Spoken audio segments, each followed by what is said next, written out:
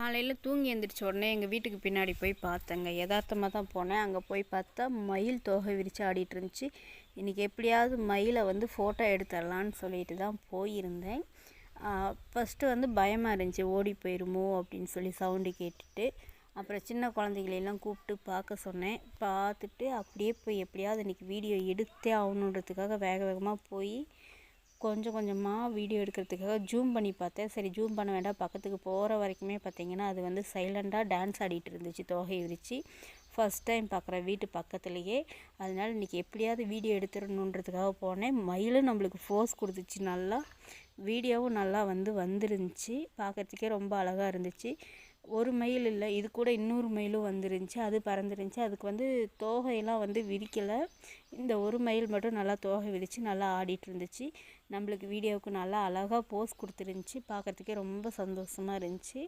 இந்த வீடியோ உங்களுக்கு பிடிச்சிருக்குன்னு நினைக்கிறேன். பிடிச்சிருந்தால் லைக் பண்ணுங்கள், ஷேர் பண்ணுங்கள், சப்ஸ்கிரைப் பண்ணுங்கள். நெக்ஸ்ட் வீடியோவில் பார்க்கலாம்.